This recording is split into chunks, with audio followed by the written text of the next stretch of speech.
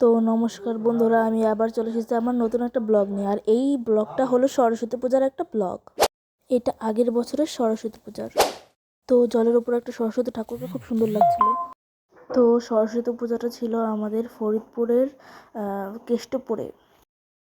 তো উপরে তোমার সিন হচ্ছিল, মানে অনেক দেবতাদের কাহিনী দেখাচ্ছিল এবং আমরা খুবই এনজয় করছিলাম। আর আমরা যেখানে গেছিলাম সেখানে অনেকগুলো প্যান্ডেল ছিল। আমরা ঘুরে ঘুরে দেখছিলাম, এক একটা প্যান্ডেল এক একটা তোমার এরকম উপরে কাহিনী দেখাচ্ছিল। সরস্বতী মাকেও খুব সুন্দর লাগছিল এবং সরস্বতী মা খুব সাজসজ্জা দিয়ে সেজে উঠেছিল আমাদের কাছে। সরস্বতী পুজো শুধু ছাত্রছাত্রীদের জন্য না, সেটা সবার জন্য। তোমরা সরস্বতী পূজা কীরকম এনজয় করো একবার কমেন্টে বলে যাও। এখানে আমার সুন্দর একটা পারফরমেন্স দেখছিলাম, বাট আমি তোমাদের গানটা শোনাচ্ছি না, বাট গানটা খুবই একটা সুন্দর একটা গান ছিল।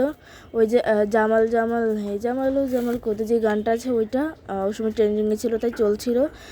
আর আমি সাউন্ডটা দিলাম না, কেননা আমি ভিডিও করছিলাম, সাউন্ড কোয়ালিটিটা ভালো আসেনি, তো আর দিলাম না। তো আমি ভয়েস ওভার করে দিলাম। বাট তোমাদের কাছে কেমন লাগলো এই পারফরমেন্সটা একবার কমেন্টে জানিয়ে যাও। আর ভালো লাগলে সাবস্ক্রাইব করে দিও।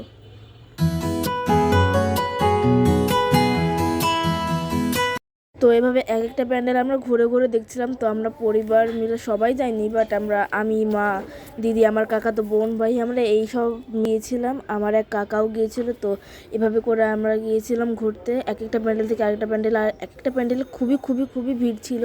অ্যান্ড সেই জায়গাটা খুবই জমজমাট অ্যান্ড সুন্দর সুন্দর সব সাজানো ছিল, খুবই সুন্দর লাগছিল। আপনারাও ফরিদপুরের এই যে কেষ্টপুর জায়গাটায় এসে একবার ঘুরে যেতে পারেন, আশা করি ভালো লাগবে।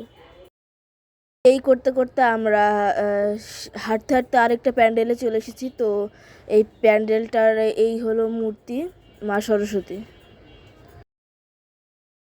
তো আমাদের কিছু সুন্দর মুহূর্ত ক্যাপচার করে নিয়েছিলাম। তো এখানে সুন্দর একটা থিম দেওয়া ছিল, তো আমরা এরকম নিয়ে গেছিলাম সাথে করে। এভাবে প্যান্ডেলের ছবি, তারপর আর যে এরকম ছবি, এই সাথে অনেক ছবি তুলেছি। তো আরেকটা জিনিস ভালো লেগেছে, এখানকার যে গেটটা বানানো হয়েছে এটা পুরোপুরি ধান দিয়ে বানানো হয়েছে।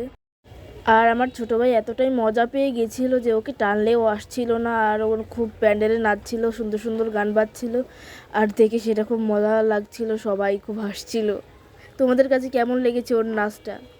তো এই হলো মা সরস্বতী। তো এখানে নিচে একটা হেডলাইন আছে, তো এই লেখাটা আমার এতটা ভালো লেগেছে যে কত সরস্বতী হারিয়ে গেল লক্ষ্মী হওয়ার ছলে।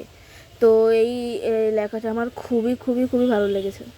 তো এভাবেই আমরা প্যান্ডেল হপিং করছিলাম আর ওপর দিয়ে কাহিনী হচ্ছিল। তো এই আর কি, আবার এর পরের ব্লগে আবার দেখা হচ্ছে তোমাদের সাথে।